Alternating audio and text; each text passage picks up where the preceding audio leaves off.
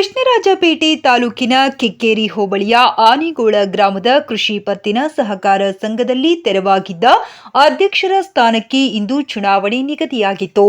ಅಧ್ಯಕ್ಷರ ಸ್ಥಾನಕ್ಕೆ ಕರ್ನಾಟಕ ರಾಜ್ಯ ಸಹಕಾರ ಮಂಡಳಿಯ ನಿರ್ದೇಶಕರಾದ ಪುಟ್ಟಸ್ವಾಮಿ ಗೌಡರ ಮಾರ್ಗದರ್ಶನದಂತೆ ಐಕನಹಳ್ಳಿ ಗ್ರಾಮದ ಉದಯ್ ಶಂಕರ್ ರವರನ್ನು ಹೊರತುಪಡಿಸಿ ಮತ್ಯಾರೂ ನಾಮಪತ್ರ ಸಲ್ಲಿಸದ ಕಾರಣ ಚುನಾವಣಾಧಿಕಾರಿ ಉದಯ್ ಶಂಕರ್ ಅವರು ನೂತನ ಅಧ್ಯಕ್ಷರಾಗಿ ಘೋಷಿಸಿದರು.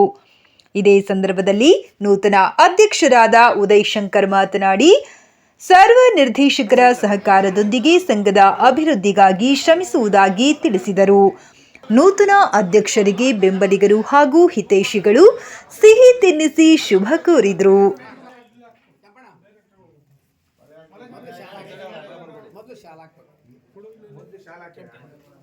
ಪತ್ತಿನ ಸಹಕಾರ ಸಂಘದ ನೂತನ ಅಧ್ಯಕ್ಷರಾಗಿ ಹಿರಿಯವರು, ಮಾರ್ಗದರ್ಶಕರು ಮತ್ತು ಅವರು ಸರ್ಕಾರಿ ಧುರೀಣರು ಅಂತ ಅಂದ್ರೂ ತಪ್ಪಾಗಲಿಕ್ಕಿಲ್ಲ.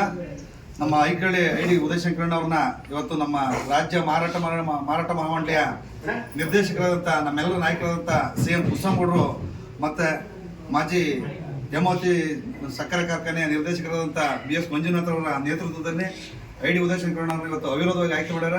ಉದಯ್ ಶಂಕರಣ್ಣವರು ಹಿರಿಯವರು, ಎಲ್ಲ ನಿರ್ದೇಶಕರ ಸಲಹೆ ಸೂಚನೆ ಮೇರೆಗೆ ಈ ಒಂದು ಸಂಘನ ಅಭಿವೃದ್ಧಿ ಪಥ ಕೊಂಡೊಯ್ತಾರಂತ ನಾವೆಲ್ಲರೂ ಆಶಾಭಾವನೆ ಇಟ್ಕೊಂಡಿದ್ದೇವೆ.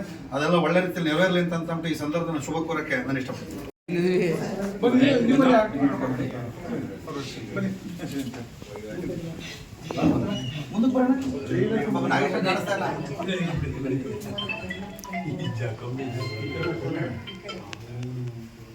ಸಂದೀಪ್ ನೀವು ಬನ್ನಿ.